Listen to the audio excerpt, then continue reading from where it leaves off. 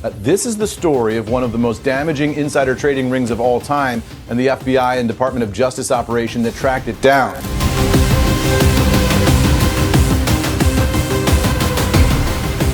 Crimes of Putin's traitor. In this episode, you're going to meet the young, up-and-coming oligarch at the core of this story. Imagine a digital bomb ticking away inside the heart of Wall Street. That's what Russian hackers planted when they breached JP Morgan Chase's security in 2014. They moved quietly through the bank's systems without leaving a trace. What were they after? And how did they stay hidden for so long? The answers would shock the financial world and make us all wonder, how safe is our money online? The Invisible Intrusion. It's a typical day at JP Morgan Chase in April 2014, but unknown flaws in system security from underfunding and lax measures quietly lets something in. Weeks go by without any alarms. The silence gives the hackers perfect cover. They move through the systems like ghostly parasites, young tapeworms quietly gathering what they need before springing into meter-long monsters, at which point it's already too late and you've already lost. Once inside, the hackers didn't stop at one computer. They slowly made their way through the network, gaining more access and mapping out JP Morgan Chase's whole system. For months, they stayed hidden, stealing loads of sensitive data, customer information, financial records, internal messages. They took it all without anyone noticing. The hack was huge. Millions of people and businesses had their information stolen. But the scariest part wasn't just the stolen data. The hackers could potentially use the information to predict or even manipulate the stock market. The JP Morgan Chase hack was a major blow to a big bank, and it was the start of an even bigger, bolder cybercrime scheme. Masters of Deception. Meet Gary Shalone, the mastermind behind a bold financial scheme. He wasn't your typical hacker, but a businessman with big ideas. Shalone combined Wall Street smarts with hacking skills, knowing that information was the new gold, and he'd struck it rich with the JP Morgan Chase breach. Shalone realized data alone wouldn't cut it. He needed a team to turn his digital loot into real money, so he put together a crew of the best, top hackers, financial wizards, and smooth talkers who could charm anyone. Their mission? Use the stolen data in ways you wouldn't believe. They spent nights digging through stolen files, looking for valuable secrets. Every memo, report, and bit of office gossip could be useful. But what they really wanted was insider info to predict market moves. Shalone's plan to cash in the stolen data was clever. He built a fake Wall Street, where stolen information was king. The team created believable investment websites that looked just like the real deal. These weren't simple scams. They were complex operations that promised big profits, using stolen data to seem like they had inside knowledge, which, of course, they did. As they got bigger, they got bolder. The team was making millions and thought they had the perfect scheme. They had the information, the skills, and the constant flow of investors falling for their trick. But as they pushed their luck, cracks started to show in the team. The pressure of wielding such power began eroding restraint. The art of the pump and dump. Imagine having the power to control the stock market, setting up a financial show where you always win. That's what Shalone's team wanted to do. They weren't happy just predicting market moves. They wanted to make them happen. Picture Shalone and his crew looking at screens, searching for targets. They're after penny stocks, cheap, unknown companies, perfect for their scheme. With insider info from JP Morgan Chase's hack, they could spot opportunities before anyone else. These fake investment websites mentioned earlier weren't just sitting there waiting for victims, they were designed to lure investors in.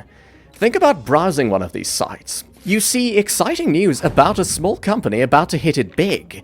The info looks solid, like it came from someone who knows secrets. It's hard to resist, right? As more people buy in, the stock price goes up. Others notice and jump on board, pushing the price even higher. Soon, everyone's talking about this new hot stock. When the price is sky high, Shalone's team sells everything. They make millions while the stock crashes, leaving other investors with worthless shares. While some might be sympathetic to a team hacking a powerful financial institution, seeming to be punching up, the same can't be said once they start punching down. To the little people, who invest their savings, feeling safe, only to have those investments crash into worthlessness. Here's a real example. Shallone's team picked a small biotech company. They spread fake news about a new wonder drug, complete with made-up research. In just days, the stock shot up from $2 to $15. When they sold, it fell to $1.50, and thousands of people lost everything. But each time they did this, they left clues. Market watchdogs started to notice weird patterns. Shalone and his team took it too far and got greedy. Ripples in the system. On Wall Street, patterns are everything. They're how traders make sense of the market. But in 2014, something strange started happening. Some traders seemed to know things they shouldn't. And as it continued, more and more eyebrows started raising. These traders were making money in ways that didn't add up. At first, people thought it might be skill or luck. But as the Securities and Exchange Commission, SEC, looked closer, they realized it was clearly something much worse. Market regulators used their tools and experience to spot these odd trading patterns, but finding where the inside information came from was like trying to grab smoke. It was frustrating. This wasn't just smart trading, it was something else. Proving market manipulation is tough. These hackers were clever, hiding their tracks well. They set up fake investment websites, tricking regular people to get involved. But it was only a matter of time now. They had been noticed. As investigators dug deeper, they realized this wasn't just insider trading, it was a cyber attack on Wall Street itself. The big break came when Hold Security Inc. finally detected the hack in July, but by then, millions of households and small businesses had already suffered. The FBI figured out that the hackers had found weak spots in two specific filing companies' systems. The discovery helped everything else make sense. Living large on stolen dreams. Vladislav Klyushin and his cybercriminal team lived like royalty. They had a $3 million yacht called the A7K shining in the Mediterranean, several Porsche sports cars, and took private jets to fancy ski resorts. They were spending millions as if they were hundreds, all from their stolen data scheme. US prosecutor Stephen Frank said, quote, "When you make that much money so fast, you get careless and want to enjoy it," end quote. But their crazy spending came with a big downside: constant worry. They got paranoid. Every sound could be the FBI coming for them. They couldn't relax, even with all their wealth. At one point, they stuffed $3 million cash into a safe, like they were preparing for doomsday. While Klyushin's crew lived it up, their victims suffered. People lost their life savings and kids' college funds overnight. The real impact of the crimes became clear. As things got tighter and their discovery and investigation became clear, Klyushin and his team had to decide: run with the money or keep going on hope. The stress was obvious. Their messages showed that they were scared of getting caught. Klyushin's team was at a turning point. What they did next would affect their own future and maybe even the future of online banking security. Time was running out, and everything was on the line. The hunt begins. In a nondescript office at the FBI's New York field office, Special Agent B.J. Kang gets a tip that sets his investigator instincts on high alert. J.P. Morgan detected a several-month-old ongoing hack and finally accepted that they couldn't handle it on their own. This lead could uncover one of the biggest cybercrime operations ever. Kang, known as, quote, the most feared man on Wall Street, end quote, has dealt with plenty of financial crimes, but this one's a bit different. Kang, who worked on big cases like Bernie Madoff's Ponzi scheme, puts together a team of the FBI's top agents. They're not chasing regular criminals. These guys are like ghosts online, hiding behind borders and in the vastness of the internet. As they dig into the case, the team carefully looks at all the digital evidence. They piece together a complex puzzle from emails, texts, and photos. The hackers are smart, though, and they know how to cover their tracks. Klyushin's company, M13, looks like a normal cybersecurity firm on the surface, but underneath it's actually a complex operation targeting big US companies and messing with financial markets in a big way.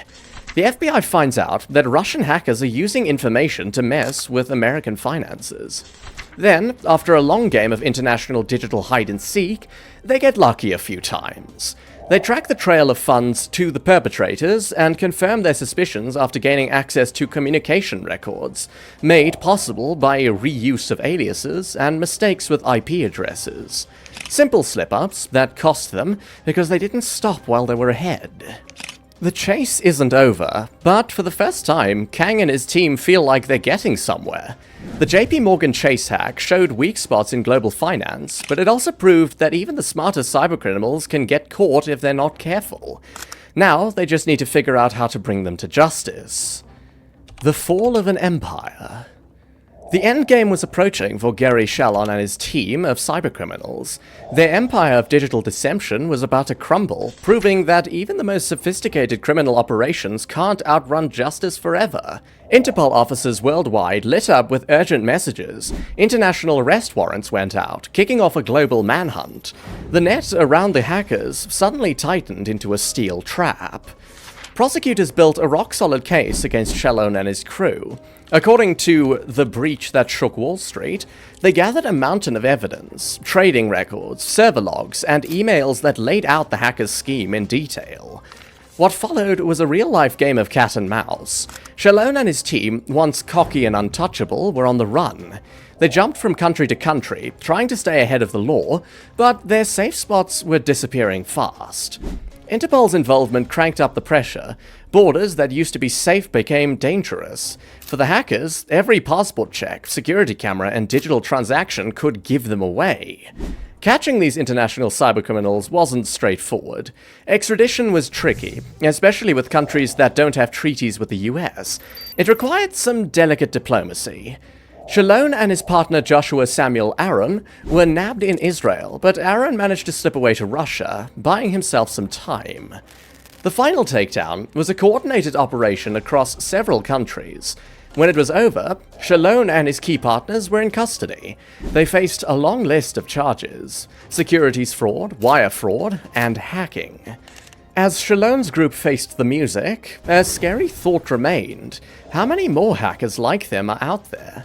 The JP Morgan Chase hack showed that even the strongest financial systems have weak spots. This group got caught, but their methods probably inspired others.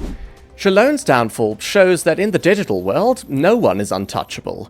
As tech advances, so will the tricks of cybercriminals. An eternal arms race that's been going on between those with valuables and criminals who want them since the dawn of society, now just digitally. As the dust settled on the JP Morgan Chase hack, banks worldwide scrambled to shore up their defenses. The breach had exposed vulnerabilities many thought impossible, shaking an industry built on trust and security to its core. The hack triggered big changes in finance. Cybersecurity budgets jumped by about 20% as banks rushed to protect their digital assets. But the threats were evolving as fast as measures against them. Experts warned about more clever attacks, like targeted phishing and long-term threats that could hide in systems for months. Investors and customers lost faith too. Surveys showed people got more careful with online banking. Every transaction felt risky now. Banks faced pressure to prove they could keep money safe. Regulators stepped in with new rules. Banks had to follow stricter guidelines on protecting data and reporting problems.